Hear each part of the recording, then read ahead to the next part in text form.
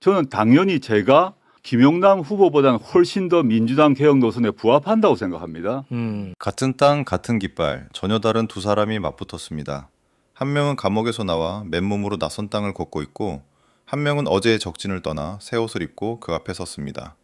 대한민국 정치판에서 지금 가장 뜨거운 이름입니다. 조국은 나를 세웁니다. 세월호의 반대표 이태원 참사의 책임을 시위대에게, 이재명 대통령에게 무기징역을 외쳤던 사람, 그게 지금 민주당 후보입니까? 김용남은 맞받아칩니다.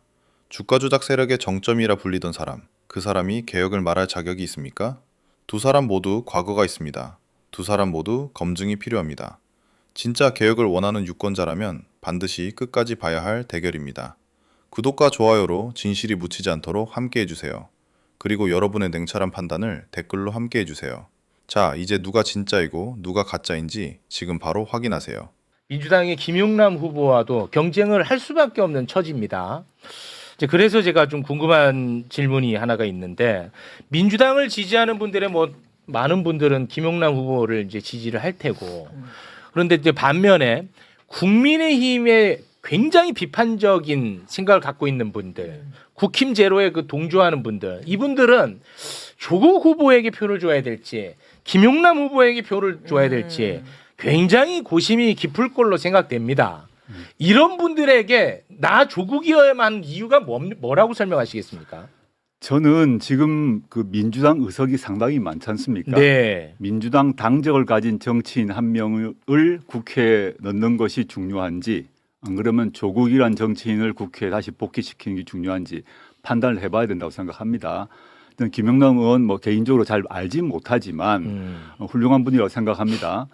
그렇지만 제가 아까 저 스스로도 검증 받아야 되고 평가 받아야 되거든요. 네. 그걸 회피할 수는 없습니다. 근데 김용남 의원께서 이제 국민의힘 시절에, 네. 저는 김 의원께서 국민의힘 계시다가 민주당 합류한 거 잘하신 일이라고 생각하고 박수 친다고 박수 칩니다. 네네. 근데 국민의힘 시절에 세월호 법안에 반대한 12명 중에 한 명이었어요. 그리고 세월호 특조위에 대해서 세금 낭비라고 했습니다. 이태원 참사의 원인은 광화문에서 용산으로 시위한 그 사람들 때문이라고 얘기했습니다. 그리고 백남기 농민 돌아가셨을 때 이게 불법 시위로 인한 그 지역적 사고로 말씀하셨어요.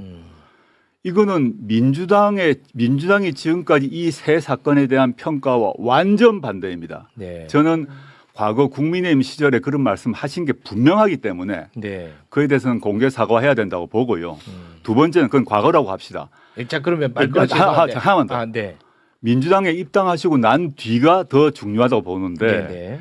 이분이 민주당에 입당하고 난 뒤에 이 이재명 정부는 검찰 독재 정권을 무너뜨리고 만들어진 정부입니다. 네. 핵심적 시대 과제가 검찰 개혁입니다. 네, 그렇죠. 근데 민주당원이 되고 난 뒤에 예컨대 저희 당의 박은정 의원과 논쟁을 하면서 수사 지휘권, 검사의 수사 지휘권 부활해야 된다고 하셨어요. 그 말은 수사 기소 분리가 아니라 문재인 정부가 이루었던 수사권 조정 그 이전으로 돌아가자고 얘기하셨어요. 그다음에 검사에게 보안수사권 문제 줄 것인가 큰 논쟁인데 이분은 보안수사권 주어야 한다고 얘기했습니다. 네. 세 번째 이제 검찰 개혁만 가지고 얘기하겠습니다. 네네. 세 번째 뭐냐면 최근에 아까 제가 말씀드렸던 공소청 법안, 중청 법안 1안, 2안, 3안 나와서 최종적으로 3안으로 되었고 저와 조국혁신당은 1안, 2안은 안 된다고 했지 않습니까? 이분은 정부 법안, 즉 폐기되었던 1안, 2안이 옳다고 하셨어요. 이 점은 논쟁을 해야죠. 왜냐? 네. 6.3 선거 이후에 바로 이 검사의 보안수사권 유무를 줄 것인가를 둘러싸고 형소법 196조 개정이 바로 이루어지는데 이분은 보안수사권 주자는 입장이에요. 네. 한 번도 바꾼 적이 없습니다. 네. 그러면 민주당원을 포함하여 민주진보 진영의 유권자분들께서는 향후 진행될 검찰개혁 등 각종 사회개혁에서 어떤 사람이 국회에 들어가는지 맞는지를 판단을 해야죠. 네. 저는 당연히 제가 김용남 후보보다는 훨씬 더 민주당 개혁 노선에 부합한다고 생각합니다. 그거는 제가 이제 허위 사실을 얘기하거나 비방이 아니라 지금까지 말한 거는 이분이 지금까지 소신을 가지고 말씀해 오셨던 바입니다. 네네. 그거는 밝혀야 된다. 네. 그걸 가지고 얘기를 해야지. 저는 우리 아까 민주당원 또는 뭐 넓은 의미의 민주진보 진영의 국민들이 많이 계신데 질문을 던져야 한다고 봅니다. 네. 당적이 민주당이면 모든 문제가 사라집니까? 과거의 발언이나 또 현재 소신이 반개혁적이라 하더라도 모든 게 면죄부가 이루어집니까? 또는 당적이 민주당이 아니면 반대의 일이 발생합니까? 전 아니라고 봅니다. 네. 현재 민주당원이시잖아요. 민주당원에 부합된 행동을 하셔야 되고요. 네. 저희가 사과를 요구한 거는 저한테는 저에게 주가 조작 세력의 정점이라고 한 부분은 제가 국민의힘 시절에 대변인 있다 보니까 그런 발언 했습니다. 그러면 되는 거 아닙니까? 네. 알겠습니다. 그렇지 않고 나는 틀린 게 없다 이런 말을 하는 건 좀 과하죠. 네. 그때 제가 국민의힘이 있었기 때문에 그런 말을 했습니다. 그리고 술 넘어가면 되시잖아요. 네. 그것도 안 하고. 알겠습니다. 그건 제가 아니다. 이걸 왜 여쭤보냐면 김용남 후보가 지난번에 매불쇼에 나왔었어요. 네, 네. 나와서 이런 말을 했어요. 네.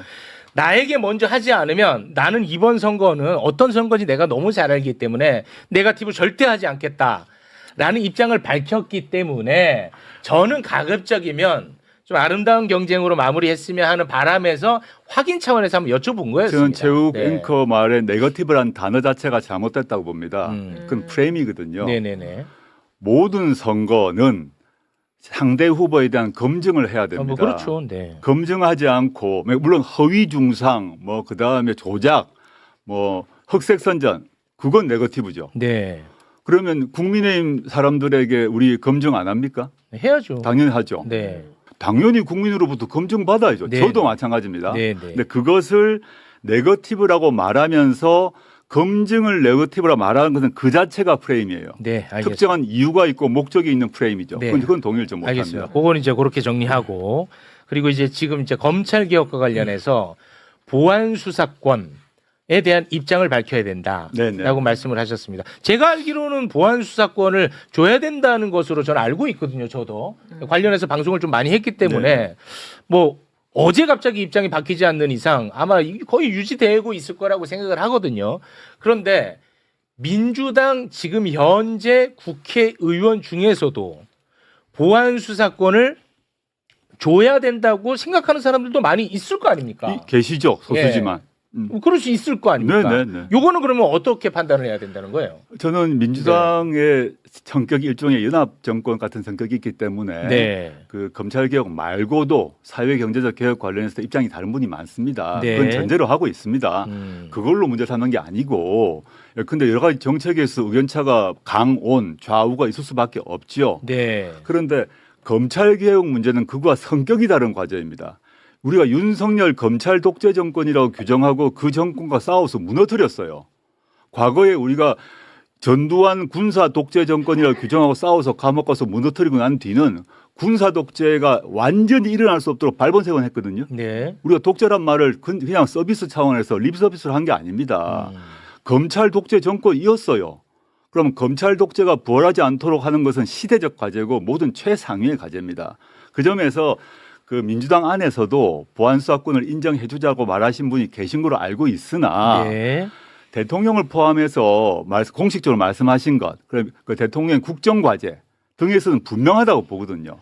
그럼 이게 이런 보안 수사권을 저는 폐지를 하고 그냥 보안 수사 요구권을 원칙으로 하고 매우 예외적인 범위 안에서 인정될 수 있는 부분이 사실 있습니다. 제가 법률가 출신으로 그렇게 접근을 해야 되는데 그런 의미에서 매우 극도로 제한적 범위 내에서 보안 수사권을 인정하자라는 얘기가 아니라 보안 수사권을 전면적으로 인정하자는 것이 김용남 후보의 의견입니다. 소신입니다. 그거는 네. 뭐 저의 주장이 아니라 네. 말씀하신 게 다 있기 때문에 게다가 심지어 수사 지휘권까지 부활하자고 하셨어요.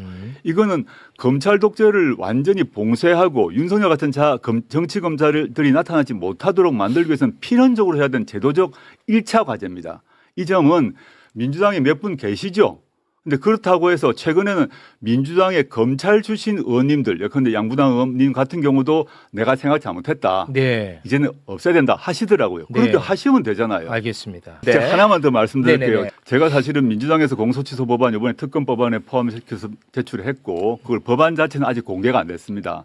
사실은 공소취소 문제를 제일 먼저 제기한 사람이 접니다. 민주당이 재판중지법 만든다 그럴 때 그거 안 된다. 재판중지법 안 되고 공소 취소로 가야 된다 해가지고 그 후로 청와대에서 재판 중지법 중단하라고 지시하고 재판 중지법 접었어요 그때. 제가 이제 공소 취소를 계속 주장해 왔어요. 네. 공소 취소 필요성을 얘기했는데 공소 취소 이 사안은 대장동 사건 아닙니까? 네. 지난번에 며칠도 안 됐죠.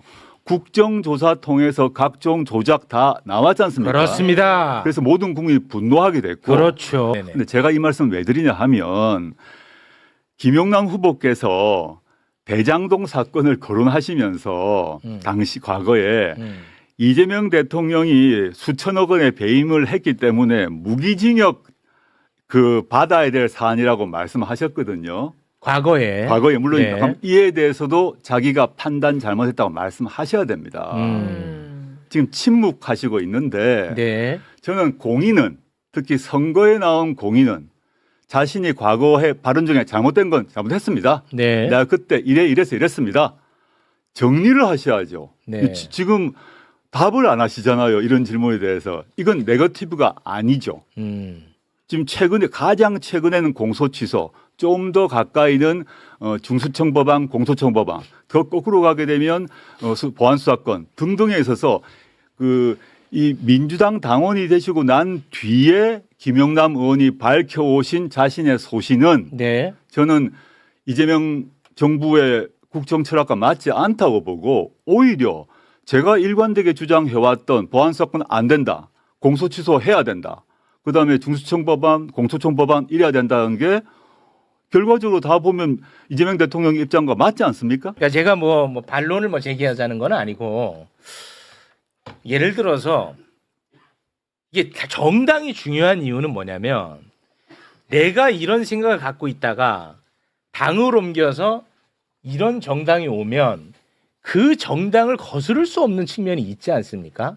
이제 그래서 당을 옮겨서 과거에 했던 발언 일일이 다 그걸 설명하기가 또 쉽지 않을 테고 그래서 당을 옮겨서 이 정당과 함께하는 노선으로 가겠다는 거 아니겠습니까? 그 자체가 그렇게 봐줄 측면은 없을까요? 전 그렇게 봐주고 싶은 거는 참 선의를 너무 가지고 선하다. 해주신다고 생각하고요. 네. 저는 많은 정치인들 당적 옮길 수 있다고 생각합니다. 그리고 특히 이제 국민의힘 계열 또는 보수 정치인들이 반대쪽 진보 또는 민주 진영으로 옮겨오는 거 환영해야 된다고 봅니다. 네. 너무 그거 당연한 거죠. 아직도 윤어겐 하는 애들보다 정신 나갔기 그런 애들 때문에 다 이쪽으로 오는 게 저는 낫죠. 소멸돼야 할 네. 정당이기 때문에 그렇습니다. 민주당이든 어디든 오는 게 맞고 네. 환영해야 된다고 봅니다. 그거 하고 제가 좀 과한지 모르겠습니다만은 과거 우리 독립운동 하셔서 훈장 받으신 분들 중에서 유공자분들 중에서 출발은 친일파가 계셨어요. 친일파다가 안 된다 해서 독립운동 하시고 지금 우리 다 독립운동 유공자 분이 계십니다. 그거 좋은 일 아닙니까? 네. 좋은 일이죠. 좋은 일이죠. 근데 그 사람 보고 너 옛날에 친일엔 이런 얘기 안 합니다. 근데 그분들은 친일을 하다가 독립운동으로 넘어올 때 자기가 이거 잘못했습니다. 그리고 앞으로 이렇게 하겠습니다. 라고 다 했어요. 네. 그게 너무 당연하다. 이게 일반 사인은 네, 보통 네. 시민은 이제 내가 A 정당 지지하다가 B 정당 지지하고 얼마든지 바꿀 수가 있습니다. 네. 그것도 비난할 수 없는데 알겠습니다. 공인은 그렇게 해서는 안 된다. 공인은 공적 발언과 공적을 행동을 하고 네. 그에 대해서 잘못했으면 잘못했다 하고 네네. 그다음에 그걸 가지고 논쟁해야 민주주의가 발달하는 거 아닙니까? 네. 그냥 두루뭉실 넘어갈 수는 없죠. 알겠습니다. 그 팩트의 문제와 정치 노선의 문제는 구별을 해야 된다고 보는데요. 과거에 저는 타당에 있더라도 실제로 이태원 참사라든가 세월호 이런 것에 대해서 황당무계한 이야기한 거는 썩고 대제해야 되는 거예요. 네네. 정치인이 당적을 바꿨다고 해서 그런 일륜적인 것에 대한 시각의 행위가 바뀌지 않는 겁니다. 그건 이제 보편적 저는 이 부분에 가치니까. 대해서는 김용남 의원이든 네. 전에 지적하셨던 이모 의원이든 이거 끝까지 정치인은 상처처럼 따라가는 거예요. 네. 이거 끝까지 사과해야 되는 부분이라는 거고 네네. 그다음에 이제 대표님 말씀하신 분 중에 검찰개혁 부분에 이런 부분들은 이제 노선의 차이니까 이거는 이제 김용남 의원하고 이제 대표님하고 또 생각이 논쟁을 다를 수 해야 될 있고. 부분이다. 저는 그렇게 생각 다를 수 보여지고요. 있고 거기에 따라서 투표를 또 달리하면 되는 거고. 그렇죠. 네, 그래요. 그렇죠. 저는 정당은 동의합니다. 이제 그 말씀에 어쨌든 동의합니다. 이제 정당의 당의 결사체이기 때문에 네. 김용남 의원이 민주당 소속이기 때문에 음. 기존에 있었던 것들을 버리고 네. 버리는 절차를 본인도 거쳐야 되고 민주당 의견에 따라야 되는 거고 그리고 또 뭐 저 같은 경우는 이제 민주당 당적이 있으니까 이제 김용남 의원을 지지를 하는 거고 뭐 그렇게 이제 그런 순서로 봐야 되고 당연하죠. 이제 네. 대표님께 드리고 싶은 이야기는 이거예요. 대표님 이야기를 들어보면은 사실은 대표님은 그냥 지금 민주당에 오셔야 돼요. 예? 왜냐하면은 이재명 정부의 성공이라든가 민주당 내에 이른바 검찰개혁 노선, 사법개혁 노선에 대해서 잘못된 판단들을 하고 계신 분들에 대한 견제, 논쟁 이런 것들을 지금 상생적으로 하시겠다는 취지를 말씀하셨지 않습니까? 네. 그건 같은 당인 거예요, 사실은. 그거 어떻게 가는 거예요, 민주당? 넓게 봐서 네. 민주당과 조국혁신당이 넓은 민주진보 진영의 큰 지붕 안에 사실 합당이 있죠. 그만해. 다음에. 아니. 아우, 나 이 힘들어. 말씀을 해야 될 것 같습니다. 근데 지금 이제 우리 뭐 박평론가님 말과 말고 별도로 그렇게 말씀하신 중에 일부가 합당을 정청래대표가 합당 제안하셨잖아요. 근데 합당이 아예 논의도 진행되지 않고 민주당 내부의 분란 속에서 끝났지 않습니까? 그때 그런 말씀하시는 분들이 합당을 반대하셨잖아요. 합당 논의로 그만해요. 그때는 합당을 반대해놓고 제가 이제 그때는 합당을 반대해놓고 지금은 대통령의 조국은 이제 민주당답다라고 말씀이라든가 얘기하시는 거죠. 대통령의 말씀이나 흐름을 말씀드리는 거예요. 교수님. 조건이라든가 논쟁해야 될 거리 없는 합당인 거예요, 사실은. 네, 그러니까 저는 이 말씀입니다. 합당 끝났고 앞으로 6.3 이후에 8월 전대를 앞두고 민주당에서 합당 논의가 나올 거라고 저는 예상합니다. 그러면 또 이제 갈등이 되는 거예요. 예, 제 말은 그래서 교수님, 아니, 나 좀 살려줘 있어. 아니 그러니까 아니, 이제 제가 이거는 짚어야 아니, 되는 게 아니, 저도 이제 합당 반대론자로 몰려 있는데 합당 반대론자가 아니라 다른 게 없는데 뭘 특별히 해야 될 게 없고 조건을 걸어서 토론할 거리가 없는 거예요. 아니, 우리 뭐 특정인을 말씀해서가 아니라 그 네. 시점을 돌아보면 아이고. 그 시점에는 절대 조국은 빨갱이다, 토지 공개념 빨갱이다 아유, 하면서 그게. 합당 반대를 하신 그렇게 분들이 반대하신 분들 이상한 분들이 그래. 그땐 네. 그렇게 하셨어요. 있었죠. 그리고 저하고 정청래 저는 대표가 그런 분이 아니라는 이야기를 제가 압니다. 이야기 예. 네. 그렇게 하고 저하고 정청래 대표가 밀약했다고 하셨어요. 네, 그래서 후보님. 합당을 못하게 했어요. 후보님. 해놓고 알았어요, 지금 후보님. 뭐라 그러냐면 후보님. 아니 왜 알았어요. 지금 후보님. 왜 같은 당인데 참. 그거는 말이 안 맞잖아. 후보님, 제가 아주 그냥 좀 사사롭게 하나 예. 좀 여쭤보고 싶은 게 있어요. 후보님이 뭐 기분 나쁠 수 있는데 괜찮습니다. 이런 세간의 평가가 있어서 제가 드리는데 예. 후보님은 후보님에 대한 비판을 뭐 물론 누구나가 내 비판하면 다 싫지.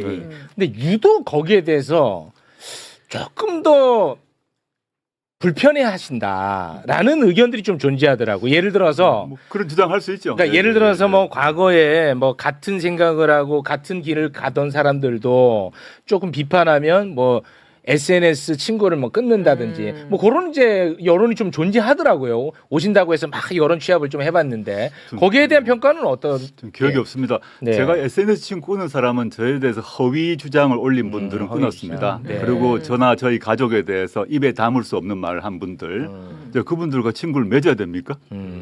제가 왜 그렇게 살아야 되죠?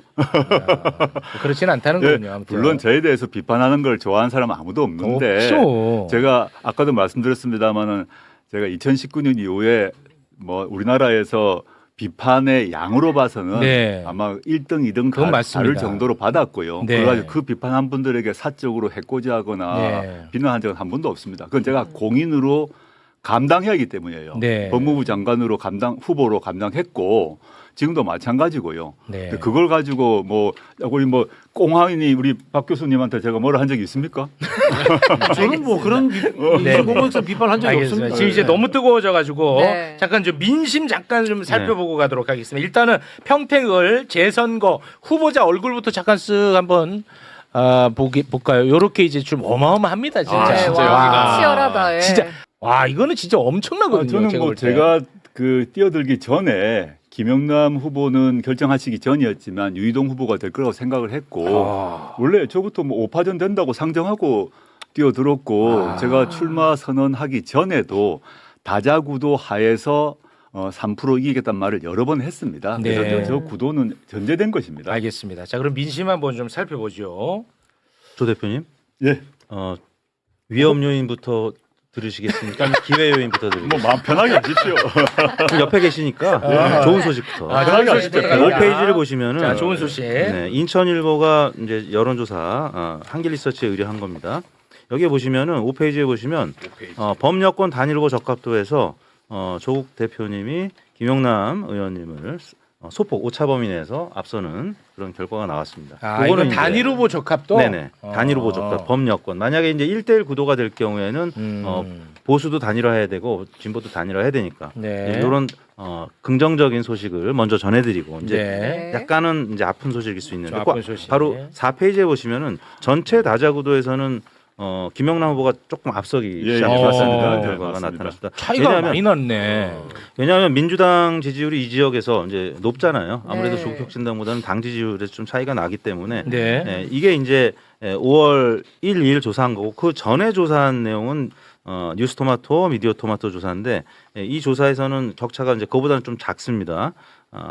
김영남 후보가 28.8%, 그다음에 유희동 후보가 22.5%, 조국 후보님이 거의 비슷한 22.2%, 적극 투표층에서는 조국 대표님이 이제 2위로 조금 더 올라가는 모습이었고요. 네. 그 이전 조사에서는 조국 대표님 좀 앞서는 조사도 있었는데 호칭을 좀 후보로 부탁드릴게요. 네, 조국 후보님. 네. 그래서 초반에는 조국 후보님이 이제 오차범위 내에서 뭐 1위를 달리는 조사들이 있었고 이제 점점 김영남 후보 확정이 되면서 일종의 컨벤션 효과, 그다음에 민주당 지지율 또 없고 김영남 후보님이 또 달리다 보니까 최근 들어서는 조금 상승했다. 근데 이제 범여권 단일 후보 적합도에서는 조국 후보님이 또 오차범위 내에서 앞서는 조사 결과도 있었다. 네. 이런 소식을 전해드립니다. 어떻습니까? 민심을 보셨는데요. 저는 이제 여러 언론에서 비슷한 질문을 하던데요. 최근에 뭐 제가 오차범위 안에서 1등한 것도 있고 뭐 2등한 것도 있는데 이게 사실은 우리 뭐 이택수 대표님 너무 잘 아시겠습니다만 이 시점에 여론조사가 별 의미가 없습니다.